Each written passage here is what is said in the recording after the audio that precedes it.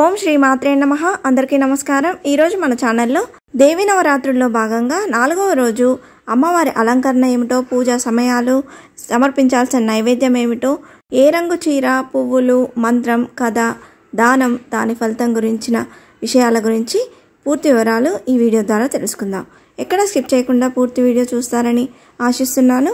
అంతకంటే ముందుగా ఇంతవరకు నా ఛానల్ సబ్స్క్రైబ్ చేసుకుని వాళ్ళు ఉంటే సబ్స్క్రైబ్ బటన్ ప్రెస్ చేసి పక్కనే ఉన్న బెల్ ఐకాన్ ప్రెస్ చేసి ఆల్ అనే ఆప్షన్ ప్రెస్ చేశారంటే ఏంటంటే ప్రతి వీడియో మీరు నోటిఫికేషన్ ద్వారా మొదటగా చూసేయవచ్చు. ముందుగా వీడియోలోకి వెళ్ళిపోదాం. దేవి శరన్నవరాత్రి ఉత్సవాల్లో తిథుల హెచ్చుతగ్గుల వల్ల ఒక్కోసారి 11 రోజులు అలంకారం చేయవలసి వస్తుంది. ఈ 2025 సంవత్సరం శ్రీ క్రోధినామ సంవత్సరంలో కూడా తిథుల హెచ్చుతగ్గుల వల్ల ఈసారి 11 రోజులు నవరాత్రులు జరపనున్నాము. ఈ 11 రోజుల్లో భాగంగా అమ్మవారిని 4వ రోజు కాత్యాయని దేవిగా అలంకరించనున్నారు. ఇదే ఈ 2025 సంవత్సరంలో కొత్తగా చేర్చిన అలంకారం. ప్రతి 10 సంవత్సరాలకు ఒకసారి తిథి అనేది వృద్ధి చెందుతుంది. ఈ దసరా శరన్నవరాత్రుల్లో 11 రోజుల పాటు జరగనున్నాయి.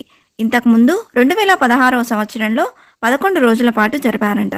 అప్పుడు కూడా ఇది వృద్ధి చెందడంతో అమ్మవారిని కాత్యాయని దేవిగా అలంకరించారు. మళ్ళీ ఈ 2025 సంవత్సరం అమ్మవారికి కాత్యాయని దేవి అలంకారం చేయనున్నారు.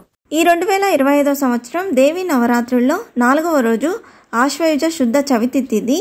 ఈ చవితి తిథి సెప్టెంబర్ 25 గురువారం తెల్లవారుజామున 4:16 నుండి సెప్టెంబర్ 26 శుక్రవారం ఉదయం 6:19 వరకు ఉందండి. కాబట్టి పూజ తేదీ అనేది సెప్టెంబర్ 25 గురువారం రోజు ఉందండి.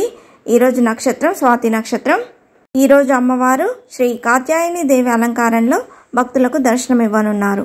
4వ రోజు పూజా సమయాలు తెల్లవారుజామున 4:16 నుండి 6 గంటల వరకు ఉందండి.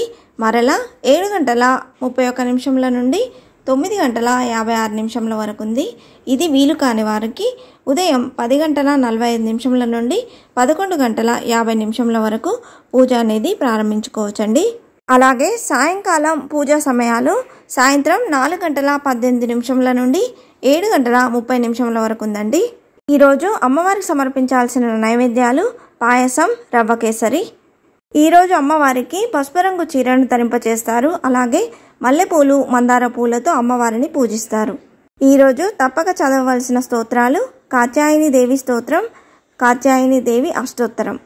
ఈరోజు అమ్మవారి మూలమంత్రమైన ఓం హ్రీం కాత్యాయనై నమః అనే మూలమంత్రాన్ని వీలైనన్ని ఎక్కువసార్లు పఠిస్తే మంచిదండి.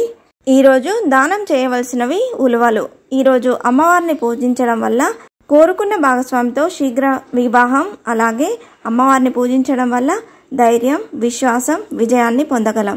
ఈరోజు కాత్యాయని అమ్మవారు సింహవాహనంపై అధిరోహించి కరవాలం చేతబట్టి రాక్షసత్వాన్ని నశింపచేసే జగద్రక్షణిగా నేడు కాత్యాయని దేవి శోభిల్లుతుంది.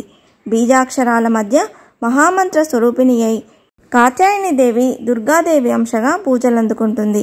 పురాణ కథనం ప్రకారం పూర్వం కథ అనే మహర్షి దేవి ఉపాసన వల్ల ఒక కుమారుడు కలిగాడంట. అతనికి కాత్య అనే పేరు పెట్టి అల్లారు ముద్దుగా పెంచుకోసాగారు. చిన్నతనం నుండి తండ్రి వద్ద భక్తిని అలవర్చుకున్న ఆయనకే కాత్యాయనుడు అనే పేరు వచ్చింది. ఇతను గొప్ప తపశ్శక్తి సంపన్నుడు. ఇతను దేవీ భక్తుడు కావడం చేత దేవినే పుత్రికగా పొందదలచి గొప్ప తపస్సు చేస్తాడు.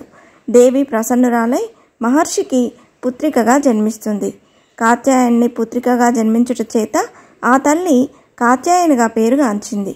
మహిషాసుని అంతమొందించడానికి ముక్కోటి దేవతలు మరియు త్రిమూర్తుల తేజస్సుల అంశతో కాత్యాయని దేవికి శక్తిని ప్రసాదించి లోక కళ్యాణం గావించారు.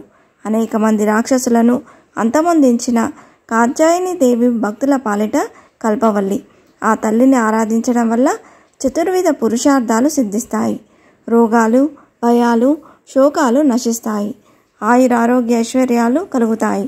ఆ అమ్మవారి కరుణా కటాక్షాలు మన అందరిపై ప్రసరించాలని కోరుకుంటూ ఇంతే ఫ్రెండ్స్, ఈ వీడియో మీకు నచ్చిందని ఆశిస్తున్నాను. ఇలాంటి ఇంట్రెస్టింగ్ వీడియోస్ కోసం please subscribe my channel and press the bell icon. అలాగే లైక్ చేయండి, షేర్ చేయండి. మీకు ఏమైనా సందేహం ఉంటే నా కమెంట్ బాక్స్లో పోస్ట్ చేయండి. మరొక మంచి వీడియోతో మీ ముందుకు వస్తాను. అంతవరకు సెలవు. సర్వే జనా సుఖినో భవంతు. స్వస్తి.